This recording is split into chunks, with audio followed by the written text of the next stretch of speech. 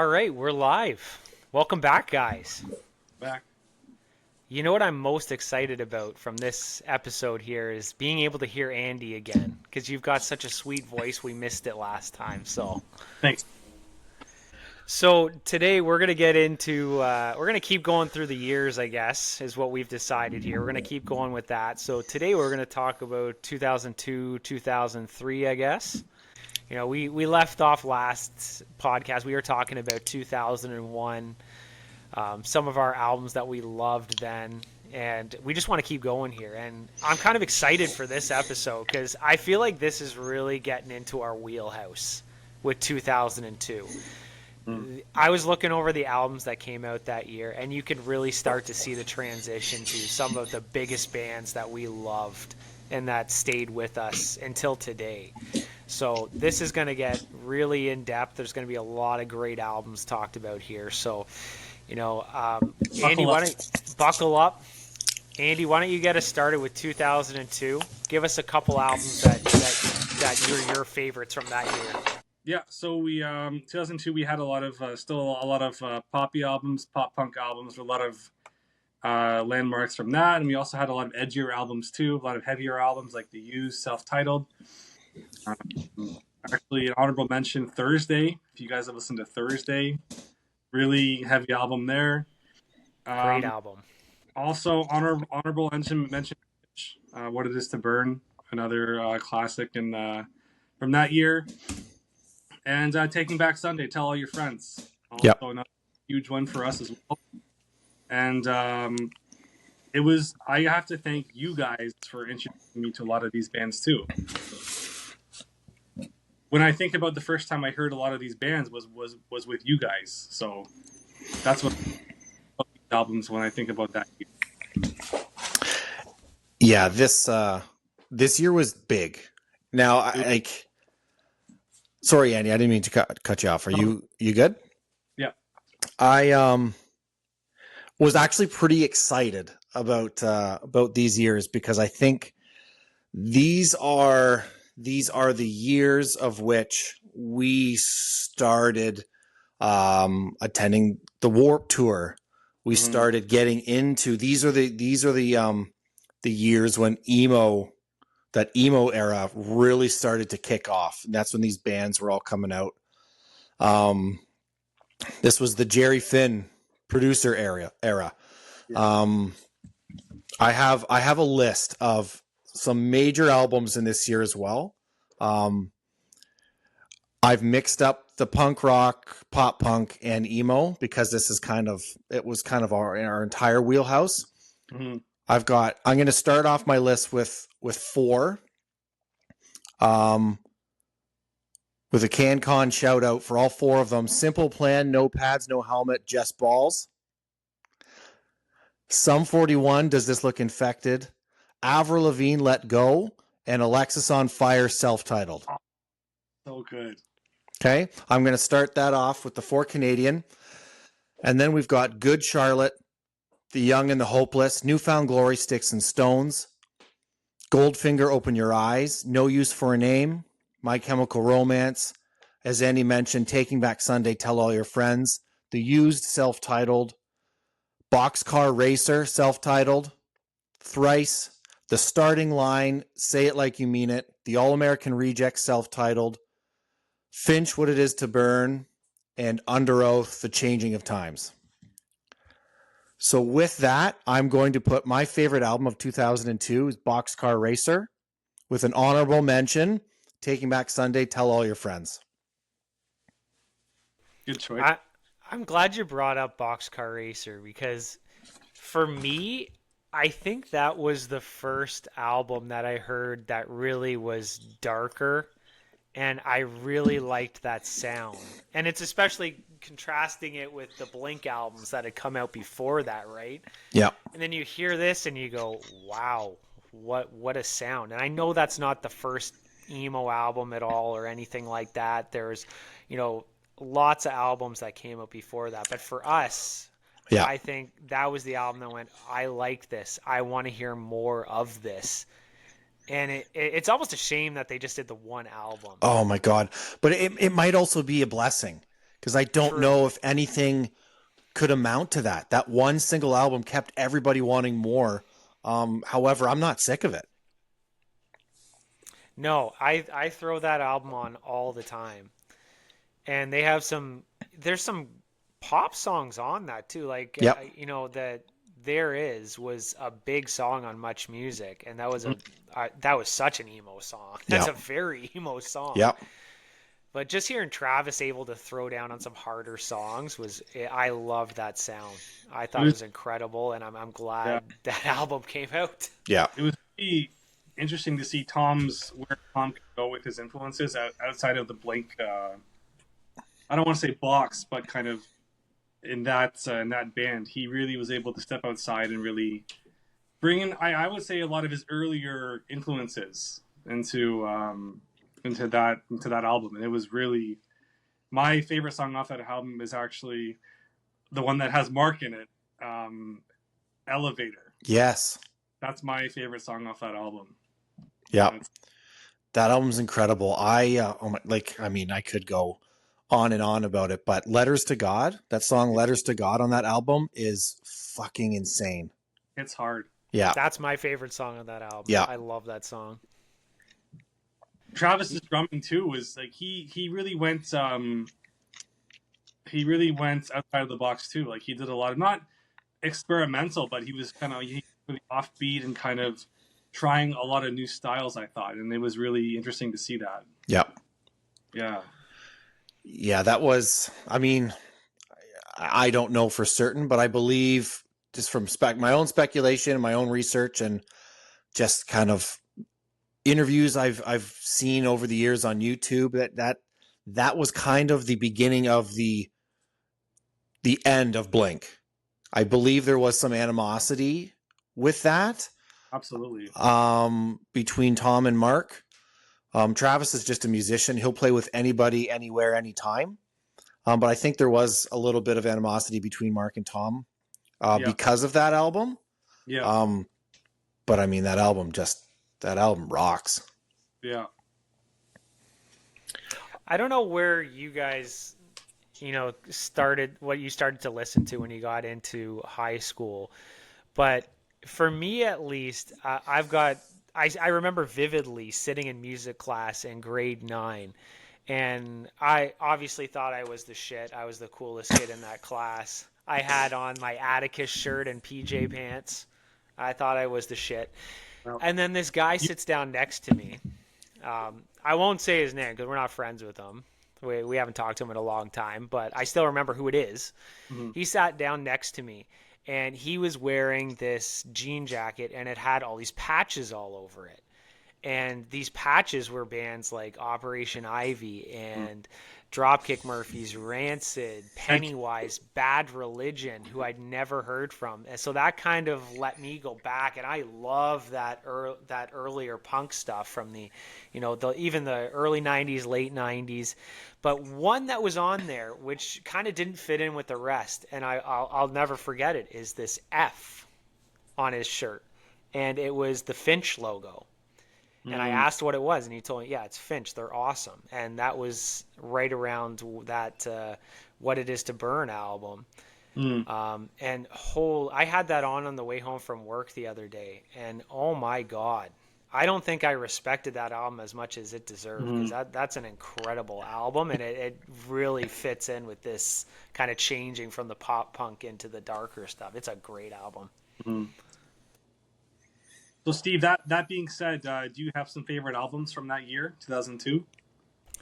I think Jer kind of took my thunder with the Boxcar Racer, because that one is so close to my heart. I love that one.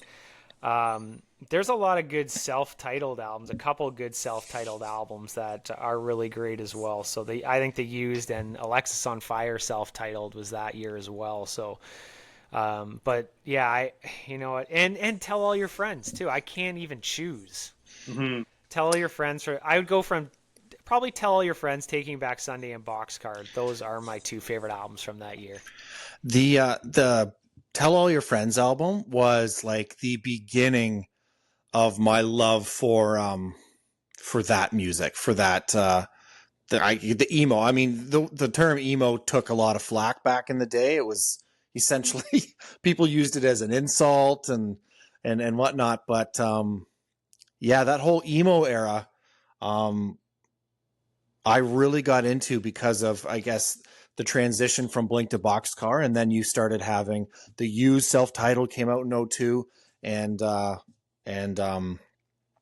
yeah, the Tell All Your Friends album, man, I listened to that thing on repeat for years. Mm-hmm.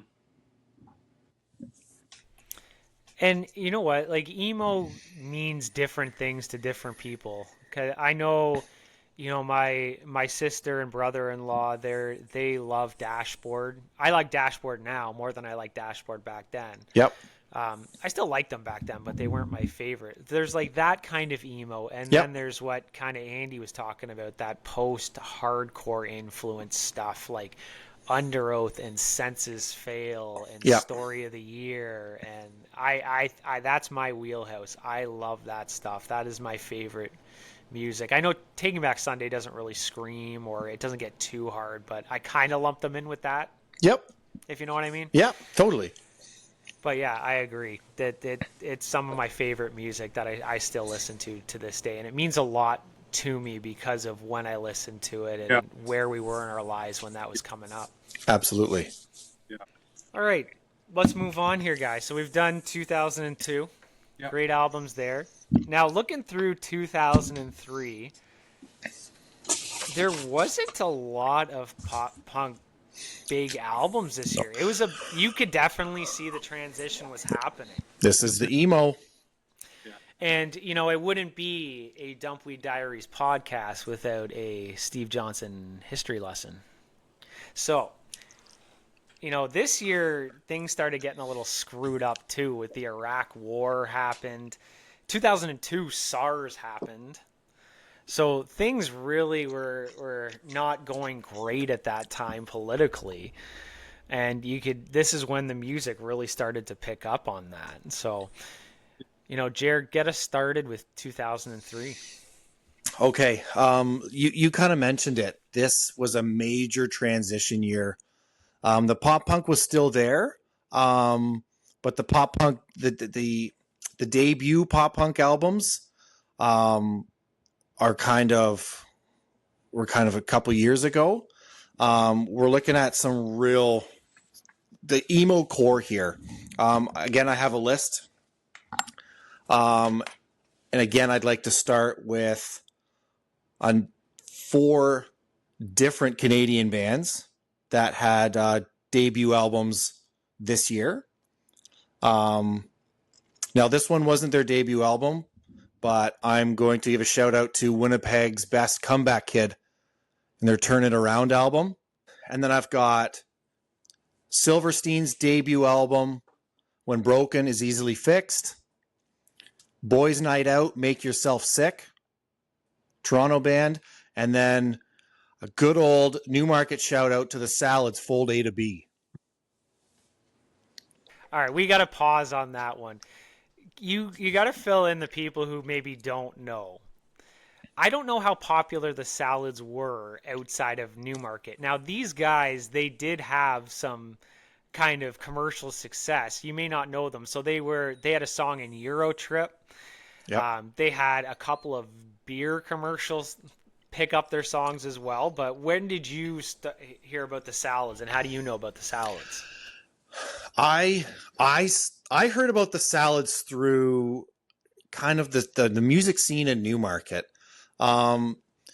Newmarket actually back in the day, I'm not quite sure what it's like now, but back in the day, 15, 20 years ago, had a pretty strong music scene, but the music scene was pretty strictly punk. It was like a real big punk scene.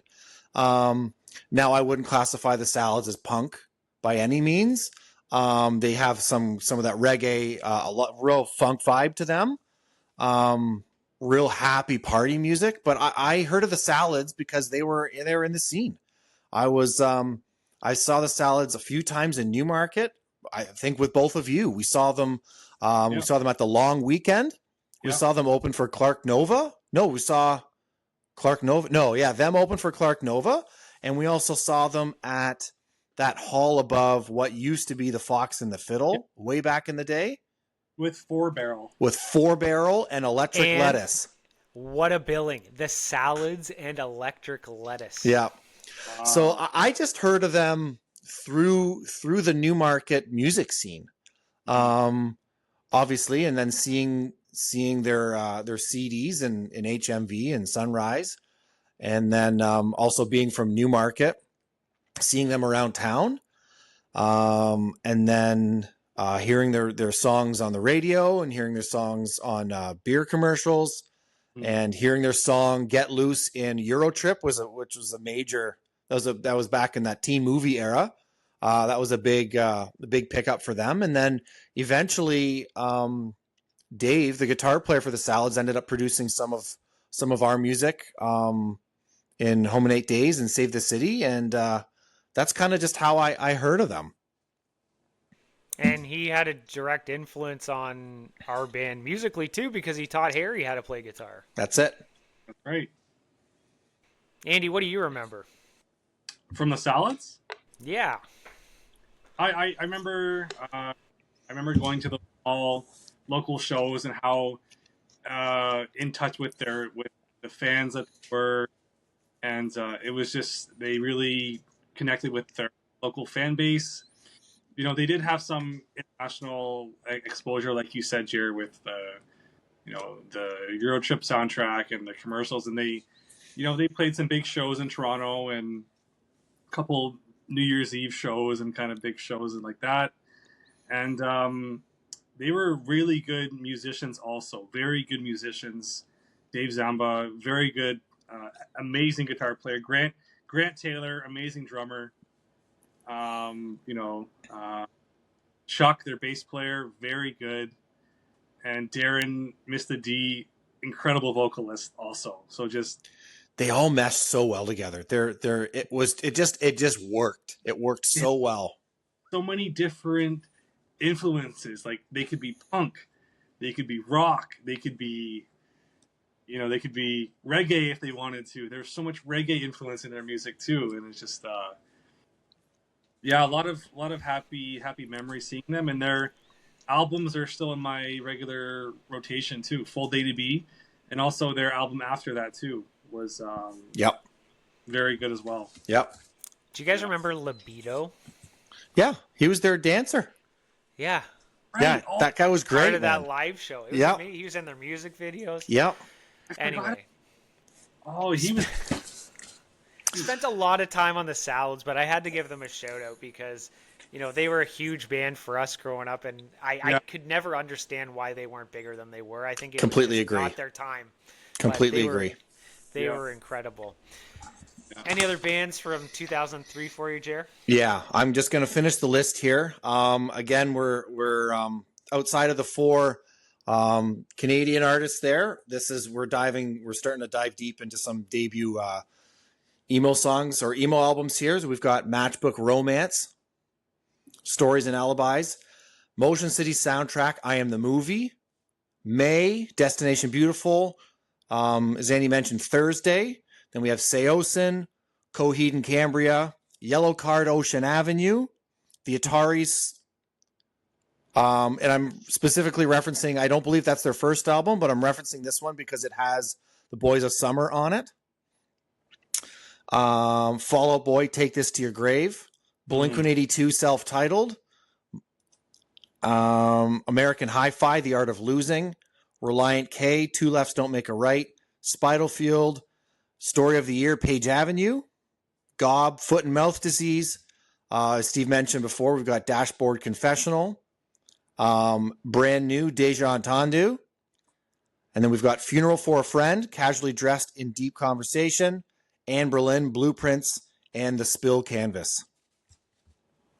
Wow, what a list. What an incredible list. What is your album of that year?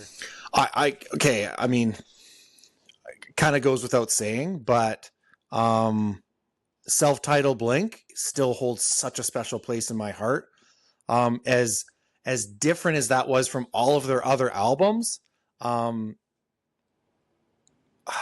think honestly, man, like that that album has grown to be probably my favorite Blink album. I believe at this point in my life, it's surpassed Enema of the State. It just is so incredible. You can really feel the emotion in it.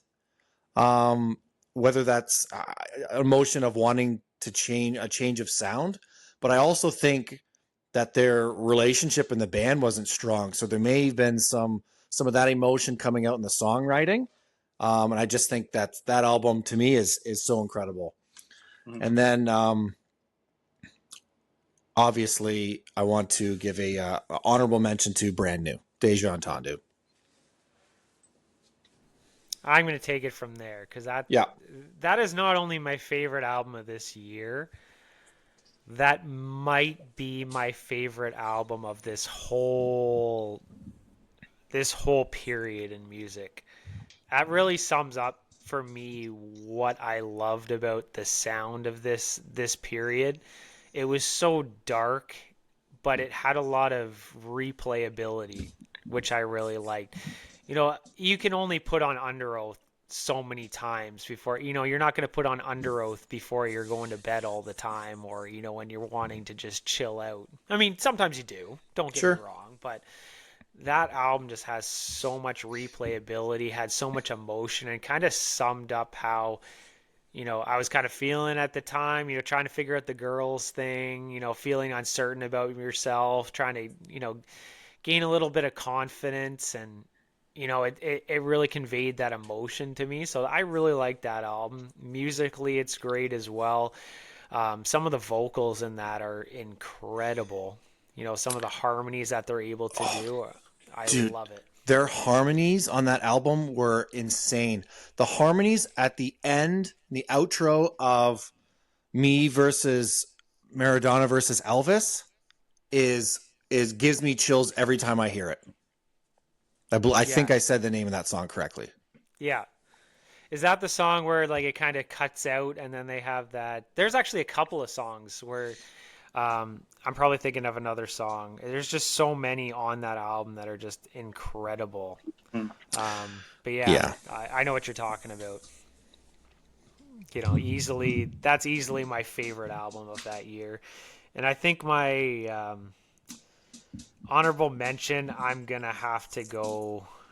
You know, it's a hard one, but I do love, and this could bring up a lot of stupid stories that I don't want to bring up at all.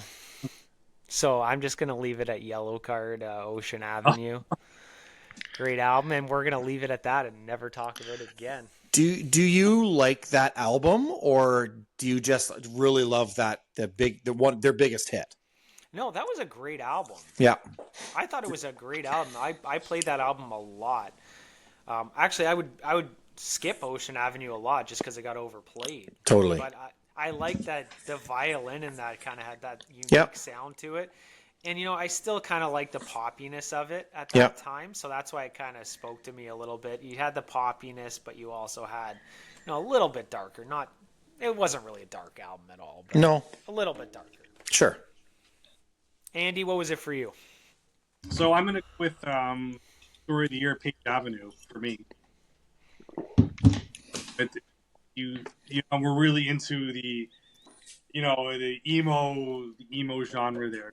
Think of emo, most likely you're thinking of Page Avenue as one of the landmark albums. You know, 2003, it came out. It's got all the hits on it from that era. And also, one Jared had mentioned, AFI, Sing the Sorrow. Underrated band, for sure. They have some great songs. Very, you know, you think about AFI starting out in the early 90s as a hardcore punk band. Totally. Becoming more, you know... emo. More emo as the years go by. And that is a very good album as well. So I'd have to go with Page Avenue or Sing the Sorrow, AFI. Beauty. Yeah. Awesome. Yeah. So that kind of takes us to the end of this section. So that's 2003, 2004. You know, kind of the starting, and then I'm excited for our next episode. That was 02, 03. Sorry. That's all good. we're getting into '04, Yes. '05 next episode here. Mm. And '04 especially had some monumental albums that we can get into. So we'll take a break for now, and then we'll get into that album, that next period.